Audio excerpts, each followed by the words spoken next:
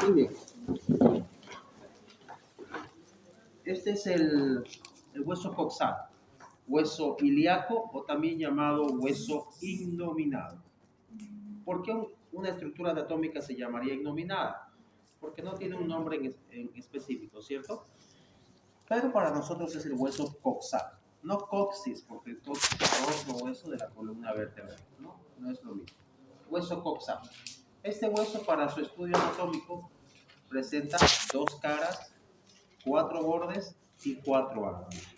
Es importante decir que el hueso coxal, este es un hueso coxal derecho, ya vamos a ver por qué. Este es un hueso coxal del lado izquierdo. La articulación del hueso coxal derecho con el sacro y a su vez del sacro con el hueso coxal izquierdo van a formar esta estructura circular que nosotros conocemos como pelvis o cintura pélvica. La cadera en términos no médicos. Bueno, cintura pélvica. Ya hemos mencionado que la cintura pélvica es muy diferente en el varón que en la mujer. Este es un esqueleto de una mujer. Es un esqueleto de sexo femenino. ¿Okay? ¿De qué manera podemos determinar el sexo? Observando los huesos. Los huesos nos cuentan la historia, la vida, la posible vida que pudo haber transcurrido o que pudo haber vivido esta persona. Este es un cadáver, una pieza ósea de una mujer. Tenía aproximadamente 45, 50 años cuando murió. Era una mujer en situación de calle, ¿okay? Indigente, ¿no? Muere a causa de una sobredosis. La traen el año pasado, primer semestre del año pasado. Por eso sé que es mujer, porque la vi llegar. ¿Okay? La vi llegar, la trabajamos. Hasta el primer semestre la dejamos así. En el segundo semestre le abrimos tórax. Y ya para este semestre la hicieron huesito. ¿Okay? Pero la dejamos así, ¿no? Bonito para nuestro estudio. Noten que la pelvis de esta mujer, ¿no?, tiene forma, dice la literatura, tiene forma ovalada, ¿no? Tiene forma ovalada. En el varón, la pelvis es más triangular, cerrada, porque obviamente el varón no tiene órganos genitales internos, no nos embarazamos, entonces no necesitamos que nuestra pelvis se expanda. En la mujer, en cambio, es ovalada por la interposición de los órganos genitales internos, útero, trompas, ligamentos, ovarios, y obviamente durante el embarazo, esto permite, esta forma de la pelvis ovoidea, permite que esta y durante el parto mucho más, porque cuando el niño o el producto está saliendo, la cabeza se encaja y conforme más grande sea el niño, pues la cabeza empuja, ¿no? Muy bien. Entonces el hueso coxal o hueso ilíaco. Miren la diferencia de este hueso coxal, que es de un varón joven, 30 años aproximadamente, ¿no? ¿Cómo está acá? Noten la diferencia. Ambos pertenecen a un varón, pero ¿cuál es la diferencia? Primero, la estatura. Este era un varón relativamente alto, 1,90 m casi. Este era un varón de 1,65 m, un tamaño bastante común en Bolivia. Pero vean la diferencia en el desarrollo óseo. Se ve un hueso con más desgaste, mucho más accidentado que este hueso de acá. ¿A qué se debe esto? A la alimentación. Podemos pensar, este paciente tiene una pelvis, un hueso coxal mucho más robusto, debió ser una persona potente, alta, con bastante fuerza muscular, pero, como les digo, los huesos nos cuentan la historia del paciente. Aquí se observa que estas lesiones, porque son lesiones, son causa de la osteoporosis, una mala dieta. Observen que la osteoporosis es básicamente la degradación del hueso. Es como que el hueso sufre pequeños impactos, como si se tratara de una especie como si una ametralladora hubiese disparado aquí, dejando sus impresiones. Esto es producto de la osteoporosis. Hay un desgaste importante del hueso, diferente a la de este hueso coxal, ¿no? ¿A qué se debe esto normalmente? A la mala alimentación. Y se entiende porque es una persona en situación de calle, no se alimentaba de forma correcta. ¿Ok? Entonces nos quedamos con este hueso porque es un poco más grande y nos permite observar mejor las estructuras. ¿Ok?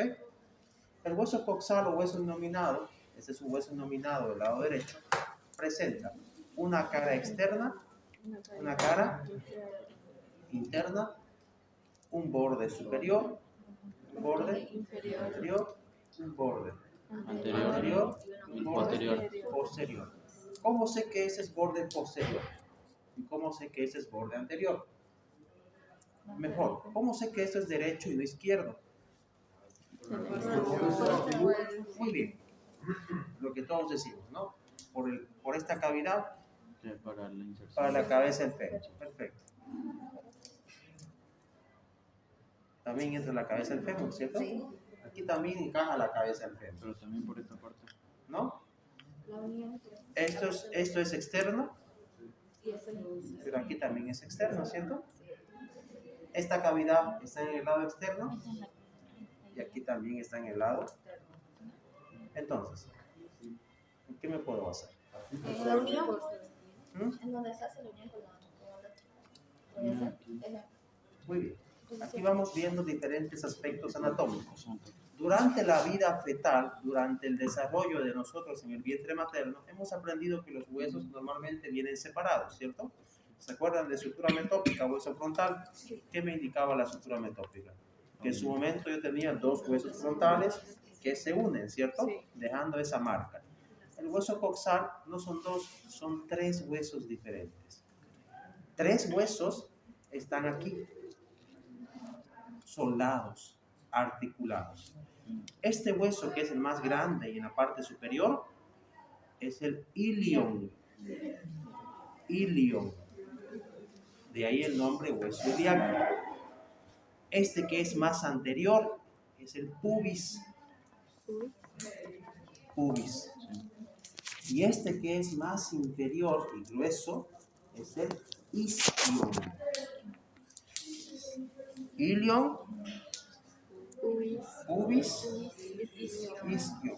Nosotros en este momento, todos nosotros estamos sentados sobre el isquio. Estamos apoyados, nuestros glúteos están apoyados sobre el isquio. Ilion, isquio y pubis. Ilion superior, isquio inferior, pubis anterior. ¿Ok? Tres huesos, los tres huesos durante la etapa fetal y hasta aproximadamente el primer año de edad están separados. Es por eso que nosotros no caminamos hasta aproximadamente el primer año de edad. Teóricamente, ¿cierto? Deberíamos caminar entre el primer año y el año y 3 meses. Eso dice la literatura. Hay niños que caminan a los 2 años, otros lo hacen a los 10 meses. Eso es variante. ¿De qué depende esto? De la soldadura. Se estima que hasta el primer año de vida, ilio, isquio y pubis se sueldan, se unen. ¿A qué nivel? A este nivel.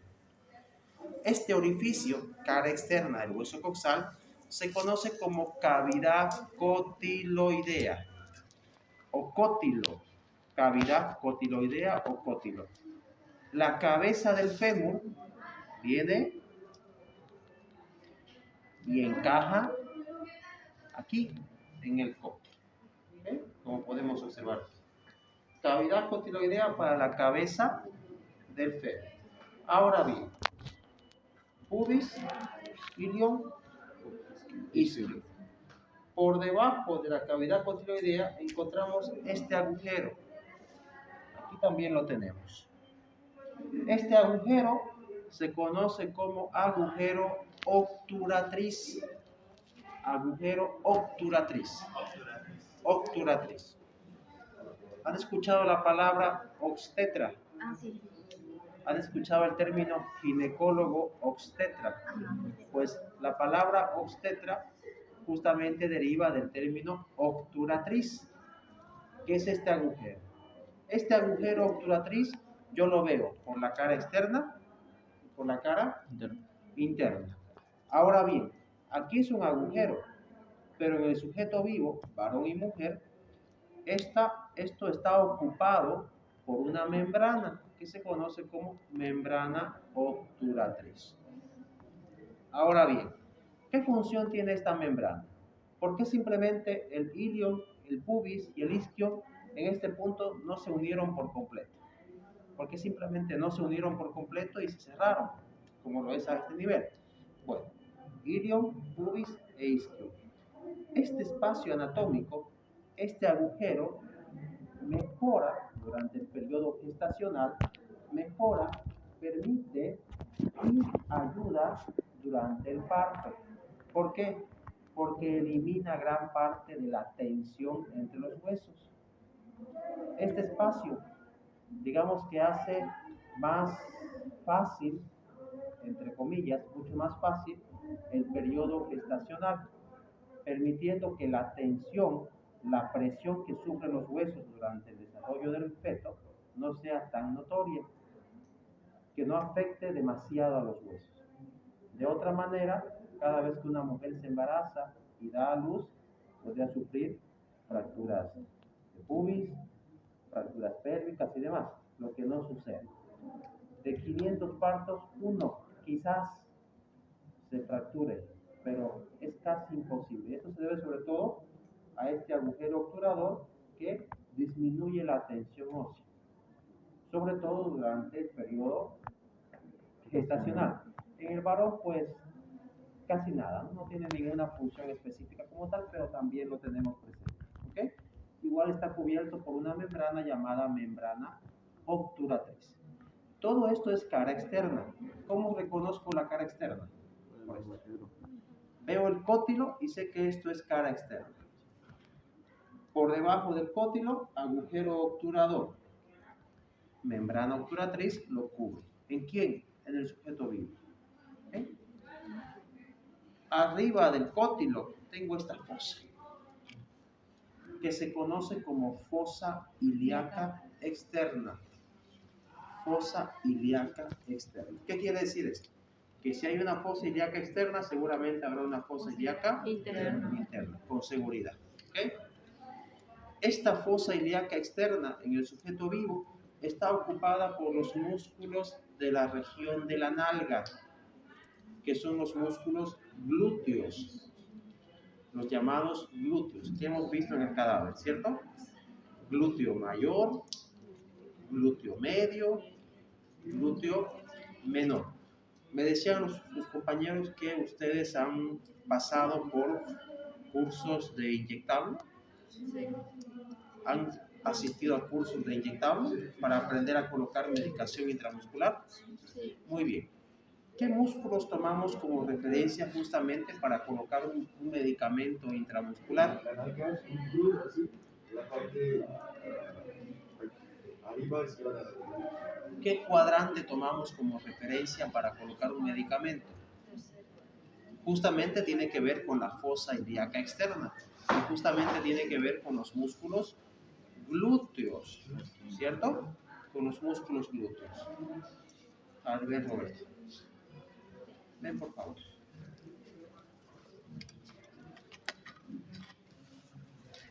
No puedo hacer este ejemplo en una mujer.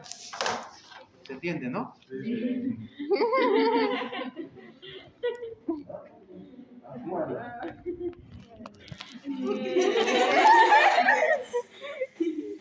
Y yo grabando. Ni siquiera hemos tenido una cita. Dice. Entonces, cuando colocamos un medicamento intramuscular, parece un procedimiento muy sencillo, ¿cierto? Ahora que somos estudiantes de medicina, no falta el familiar o el amigo o el vecino que dice, estudia medicina, colócame este medicamento, ¿no? Lo grave no es colocarlo, porque podemos hacerlo. Ni siquiera necesitamos cobrar, ¿cierto? Porque es un procedimiento que yo haría de rutina. Lo grave es saber cómo colocar ese medicamento y lo que es peor aún, cuándo colocarlo, ¿no? Vamos primero con el ejemplo básico. Aquí tengo un fémur un hueso coxal del lado derecho, ¿no? Sí. Eso quiere decir que toda esta región es la región glútea. ¿Qué hago entonces para medir mi cuadrante? ¿No? Siempre, por más que yo tenga 50 años de médico, así como 1 año o 2 meses, nunca debo de fiarme en la experiencia. ¿Por qué? Porque se han dado cuenta que la anatomía cambia mucho de persona a persona, ¿cierto? Puede que el ciático de su compañero Roberto esté pasando justamente por la mitad de la nalga, como puede ser que esté pasando quizás por el cuadrante superior externo. No lo puedo saber. Pero la teoría me dice que debo colocar dedo índice en espina ilíaca anterosuperior y la distancia entre dedo índice y dedo pulgar me marca el cuadrante superior externo, que sería aquí. Yo tengo este cuadrante. ¿Qué he hecho? No he pintado la nalga ni nada, porque eso es solamente para la clase de práctica. Para la vida diaria como tal, yo debo imaginar al glúteo en 4 cuadrantes. Mi medicamento o la medicación se colocará en el cuadrante supero externo, arriba y hacia afuera. Nunca en el supero interno, nunca en el ínfero interno ni en el ínfero externo. ¿Por qué? Porque aquí viene el nervio ciático. Por error,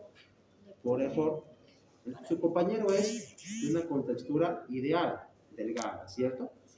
Su compañera ni que se diga, ¿no? Facilísimo, encuentra la espina ilíaca.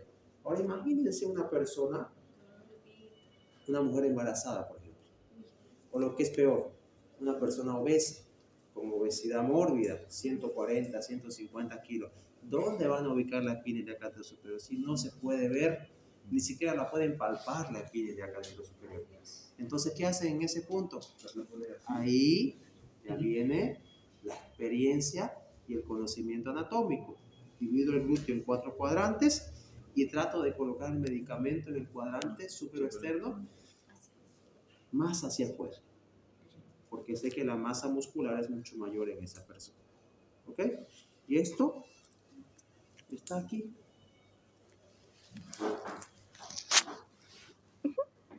Y le da el superior y más o menos en este punto debería de colocar mi medicamento. Si lo coloco más hacia atrás, por aquí pasa el ciático. Lo puedo dañar. ¿Ok?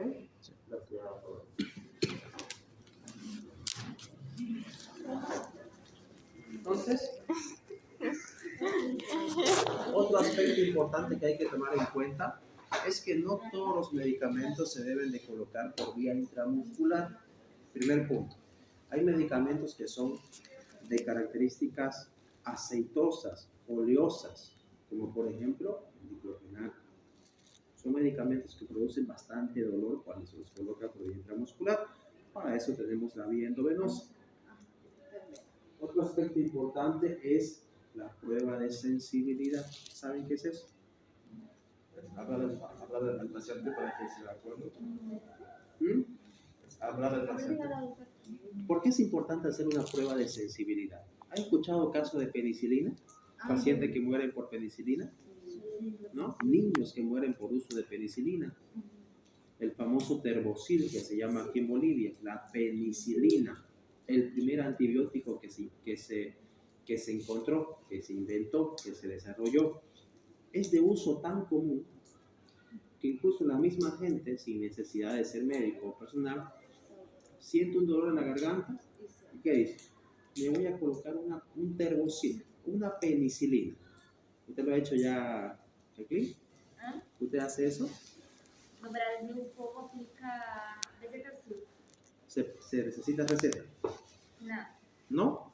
Sin receta. Caramba. Igual que acá, lo mismo. ¿Sí? ¿Por qué es importante la prueba de sensibilidad? Su compañero Roberto, yo soy un médico, un vecino, es un señor de 40, 50 años, y una vecina, una amiga, le comprate un Terbosil y que te ponga el doctor allá de la vuelta. Él no es médico, todavía es estudiante, ¿no? Pero el vecino dice, está estudiando medicina, ya sabe colocar inyección. Yo voy, buena gente, todo, el señor me conoce desde que era niño, ahora quiero demostrarle que yo sé algo. Voy, preparo el medicamento, cuadrante superexterno. No me dolió, doctor. Uno pues se va contento, ¿no? Hora y media, 2 horas, viene el familiar. Mi papá no despierta, dice, ¿no? O mi papá está azul, o por último, mi papá se murió. Lo pillamos muerto en la cama, o en la cocina, o en el baño. ¿Qué pasó? Un shock anafiláctico por la penicilina, ¿no? Entonces, por eso nosotros, cuando, y eso lo digo de forma abierta, porque no va a faltar el amigo, el vecino que le va a decir, colócame este medicamento, siempre con receta médica, por más que sea mi amigo, ¿no? O un familiar, siempre con receta médica, firmada por un médico. La penicilina, que es de uso común, que yo puedo comprarla en cualquier farmacia por 30 bolivianos, ¿no?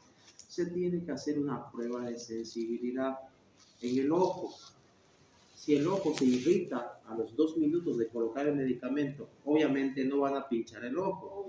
Simplemente colocan unas 2 gotas del medicamento. Si se irrita a los 2 minutos, es que el paciente tiene sensibilidad. No se debe de colocar el medicamento. Hay muchos médicos que en este momento están en la cárcel por eso. Una prueba que te lleva 2 minutos te condena a ¿cuánto? 15 años de prisión, 10 años de prisión. 2 minutos a 10 años. Entonces, toda una vida estudiando para que un segundo más propenso a los niños. En los niños, cuando hagan su práctica médica, en los niños siempre. No importa. Ya me la han puesto, no importa que el paciente diga, me han puesto 50 veces, no importa. No importa. Aunque tú le hayas colocado penicilina el día anterior, igual, no importa. ¿Por qué? Porque como decía el doctor House, los pacientes siempre mienten. Nosotros somos mentirosos cuando vamos al médico. ¿No? Imagínense un paciente que no conocemos. No va a mentir. Entonces, me he colocado penicilina 10 veces, no me interesa. No pasa nada, no pasa nada. Protocolo. ¿No hay sensibilidad? Perfecto. ¿Hay sensibilidad? Cambio de medicación. Siempre. La vía intramuscular es una de las mejores vías para colocar medicamentos en alto volumen, como hacer la penicilina, el propinoxato, que es el Viadil, ¿no? El diclofenaco, el dioxadol. ¿Okay? Muy bien. Fosa ilíaca externa, perteneciente o región que pertenece a los músculos glúteos, músculos de la región de la nalga. Hablar de nalga, o utilizar la palabra nalga, se puede hacer. No hay ningún tipo de contradicción en utilizar la palabra nalga. ¿Okay? El desarrollo de los glúteos es mucho mayor en las mujeres, afortunadamente, porque imagínense un hombre nalgón. ¿No? Yo. ¿No? Afortunadamente es mucho más desarrollado y armonioso en la mujer, ¿no? Hay una gran diferencia entre ser desarrollado y armónico, entre simplemente tener volumen, ¿no? Entonces, en la mujer es mucho más desarrollado y armonioso. ¿De qué depende esto? De la genética.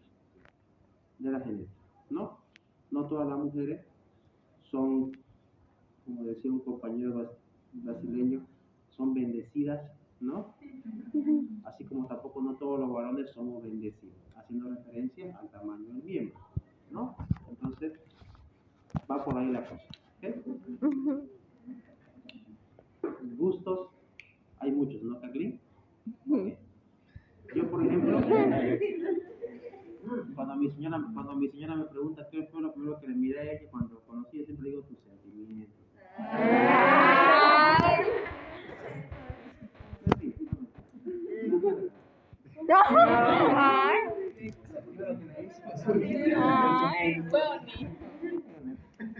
Es que ella es brasileña, lo primero que le di fue su cómplice. Ay, qué feo caso. Su hueso coxal.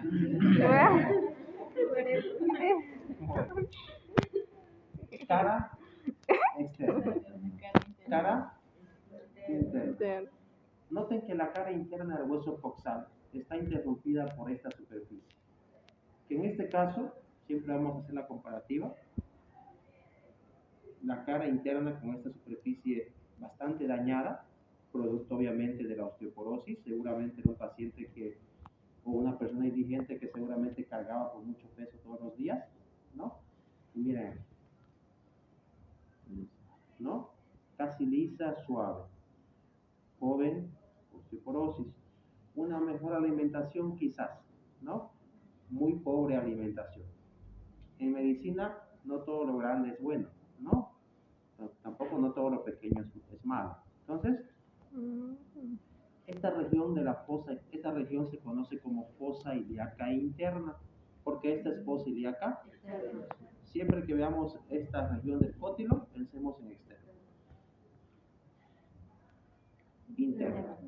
Esta región anatómica se conoce como orejuela o cara articular para el hueso sacro. Porque esta porción de la cara interna se va a articular por la parte posterior con el hueso sacro. ¿Qué van a formar con el sacro? La cintura pélvica o lo que llamamos en términos generales pelvis. Ahora, esta pelvis es una pelvis femenina porque tiene forma ovalada. ¿Okay? La pelvis masculina normalmente es de forma triangular. Casi siempre es de forma triangular. ¿Okay? En esta fosa ilíaca interna se va a insertar el músculo ilíaco. Músculo ilíaco. No confundir músculo hueso ilio o músculo ilio. No hay músculo ilio. Músculo ilíaco. Hueso ilio. Músculo ilíaco. ¿Okay? No confundir. Se confunde normalmente músculo ilio. No, músculo ilíaco. Hueso ilio. ¿Qué es esto? El agujero obturador. El agujero obturador puedo verlo por la cara interna, por la cara externa. Independientemente por donde lo vea, tiene exactamente la misma función y está cubierto exactamente por la misma membrana. Membrana obturatriz u obturador. ¿Ok? El término obturar se utiliza sobre todo en fotografía, ¿no? ¿Han escuchado la palabra obturación en fotografía? ¿Qué significa obturar? Cerrar, ¿cierto? El lente está muy obturado, creo que significa que está cerrado, ¿cierto? Pues aquí pasa algo muy parecido. Aunque no es un hecho muy bonito, obviamente, pero desde el punto de vista anatómico, el hecho de que la membrana obturatriz en la mujer esté más desarrollada, sea mucho más gruesa, ¿no? Da una ventaja a la mujer, ¿no? Por sobre el varón. Pero no es un ejemplo muy bonito. Se da sobre todo en el acto de la violación, ¿no? En el acto del abuso sexual. ¿Por qué? Porque al ser más gruesa la membrana obturatriz, esto permite que la mujer pueda ejercer mayor presión a la hora de que alguien la fuerza abrir las piernas, ¿cierto? ¿No? Por eso que las mujeres, cuando se sientan, la gran mayoría, no tienen dificultades para estar con las piernas así, ¿no? En el varón es complicado, ¿cierto? Yo aguanto segundos y luego... ¿no? Aguanto. En la mujer es mucho más fácil que mantengan las piernas en esta posición. ¿Por qué? Porque la membrana obturatriz ejerce mejor tensión, ¿no? Algunos anatomistas en la antigüedad incluso la llamaban esta membrana la membrana antiviolación, ¿no? Porque recuerden que en la antigüedad, a diferencia de ahora, no hay mucha diferencia, pero antiguamente, como la mujer se la respetaba menos, ¿no?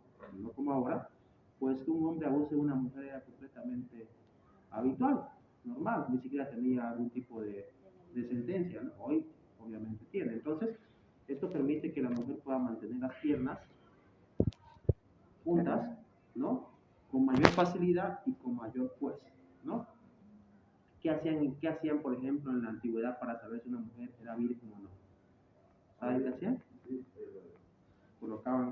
Venían las abuelitas, las mujeres mayores, y para saber si era virgen o no era mujer, metían su puñal. Y si la mujer ofrecía muy poca resistencia, es que ella era. Entonces, cuando ofrecía mayor resistencia, es que Secreto de la abuela. ¿Ok? Mi abuela, que en paz descanse, todavía hacía eso con sus nietas, ¿no? Las nietas ya eran vividísimas, ¿no?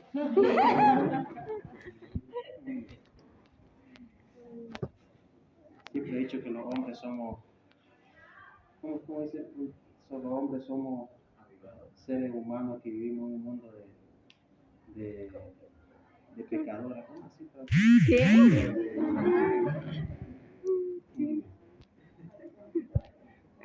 cara interna, cara externa, borde Superior.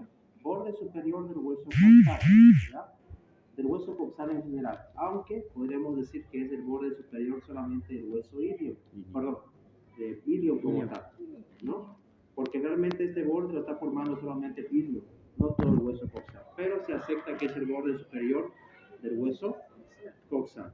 Aquí se insertan tres músculos que llamamos de forma general músculos anchos del abdomen, que son los músculos donde normalmente cuando subimos de peso aparecen los llamados rollos o gorduras, ¿cierto?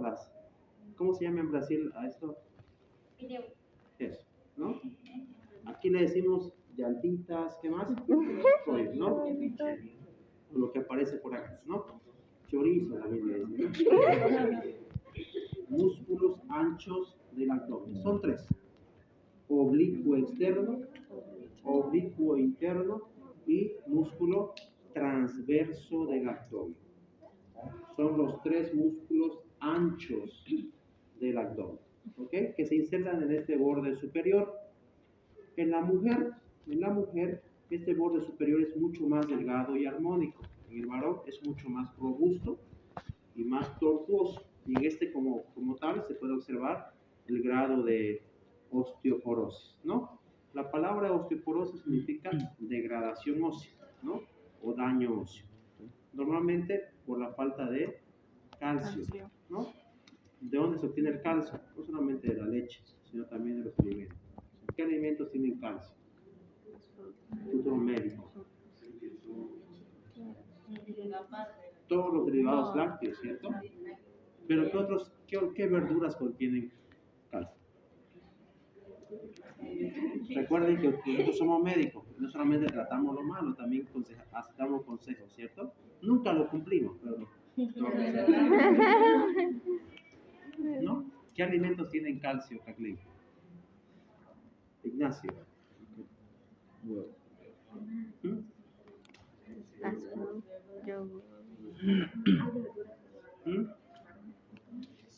¿Qué elementos o alimentos tienen calcio? Los alimentos verdes, ¿no? El pepino, la lechuga. ¿Ah? Brócoli, la lechuga, el pepino, todo lo verde, no todo lo verde. El pescado tiene bastante magnesio, fósforo, vitamina B12 y demás, ¿ok? Músculos anchos del abdomen. Es importante que sepamos esto porque siempre el paciente nos dice, doctor, médico general, me han recomendado que no puedo consumir o que tengo que consumir alimentos ricos en fósforo. ¿Qué puedo comer, doctor, y usted de ahí? Pescado, ¿no? Eso es algo que tenemos que aprender, ¿no? Porque dicen ustedes, ¿sabe qué? No me lo sé, pero voy a buscar en Google. El paciente sabe, ¿no? Doctor, ¿qué se insertó ahí? Oblicuo interno, oblicuo externo y transverso del abdomen. Borde superior. ¿Okay? Borde inferior. Aquí en el borde inferior se insertan los músculos. Bueno, en este borde inferior no se inserta un músculo como tal, sino que se inserta una estructura anatómica que nosotros conocemos como cuerpos cavernosos del pene en el varón. ¿Qué son los cuerpos cavernosos? Me han dicho que ya han hablado algo de esto. Cuerpos cavernosos del pene. ¿Nunca han hablado? No. ¿En embriología han visto? No. ¿Aparato reproductor? Todavía no. ¿En histo? Tampoco. Muy bien. ¿Saben qué es un pene? Muy bien. Eso sí, ¿no? Tenemos uno desde que nacimos. Nosotros. ¿No? Otro aquí. ¿Ustedes también? Ustedes también tienen un pequeñito pene, ¿no? Tienen un penecito, ¿no? Tienen, como decía mi profesora, tenemos una pilula, ¿no? Una pilula. Ahora bien, siempre es interesante hablar de hueso coxal porque tenemos que sí o sí hablar de aparato genital. Ya lo hacemos con la mujer cuando hablamos de útero, trompas, ovarios y demás. En el varón, como no tenemos órganos internos genitales, todos son externos, el pene, los testículos, el escroto. En este borde inferior del hueso coxal van a insertarse los cuerpos cavernosos del pene, que se llaman cuerpos porque no son ni músculos y tampoco son totalmente tejido cartilaginoso, son una mezcla de ambos, ¿no? Tienen una porción muscular, una porción cartilaginosa. ¿Qué función tienen estos cuerpos cavernosos? Durante el acto sexual, estos se dilatan, aumentando la longitud y el diámetro del pene durante la erección. Si yo les preguntase, ustedes no me pueden decir, como si fuesen un personal no médico, permite que el pene se erecte. No. Aumentan la longitud y el diámetro del pene. Porque el pene, cuando está erecto, no solamente aumenta de tamaño, sino también aumenta de grosor, ¿no? Y esto se debe a que los cuerpos cavernosos, que son dos, que actúan como una especie de esponja, que cuando se estimula, cuando hay el estímulo a nivel del sistema nervioso central, se llenan de sangre. Básicamente la erección es un pene lleno de sangre. Si ustedes hicieran un corte a un pene erecto, verían cómo la sangre arterial sale como un grifo, como un chorro, con una altísima potencia, ¿no? Ahora bien, los hombres tenemos cuerpos cavernosos que permiten y aumentan la longitud y el diámetro del miembro masculino, si no quieren utilizar la palabra pene, ¿ok? Pero es completamente normal, al menos para nosotros. En la mujer, en cambio, no se insertan los cuerpos cavernosos, se insertan ligamentos suspensorios. ¿De quién? De los órganos genitales internos, útero, trompas, ovarios. Esos ligamentos suspensorios que evitan que los ovarios del útero caigan hacia abajo, ¿no? Ahora bien, la mujer si bien no tiene un pene físicamente como el varón, pero tiene algo que se parece mucho, que es el clítoris, que es su órgano sexual, que antiguamente, digo antiguamente, los ginecólogos, los obstetras, decían que era un pene atrofiado. Ahora se ha demostrado que para nada tiene que ver algo con el pene, pero que en el aspecto de su acción se parece mucho, porque al igual que en el hombre, el clítoris también tiene erecciones. Obviamente que el diámetro y en longitud no se parecen nada al del varón, ¿okay? Pero funcionalmente tiene una acción muy parecida a del miembro masculino, ¿ok? Pero el clítoris es un órgano que no se inserta en los huesos, nace directamente en la vulva y la vagina. Es una membrana de la vagina como tal, a diferencia de los cuerpos cavernosos que parten del borde inferior del hueso coxal, ¿okay? Y que se dilatan aumentando la longitud y el diámetro del pene como tal, ¿ok? Es decir que la mujer, sus labios, se puede llenar de sangre y tomar más volumen. ¿O no? sí, Sí, ¿no? todos los órganos genitales, tanto en el varón como en la mujer, en el caso del varón lo hace el pene como tal, con los cuerpos cavernosos. En el caso de la mujer, la sensibilidad de la región vulvar, de la vulva vaginal, es 90% mayor que en el varón, ¿no? ¿Qué significa esto? Si hablamos en términos de sexología, que es una división de la ginecobstetricia, que para que una mujer alcance lo que conocemos como clímax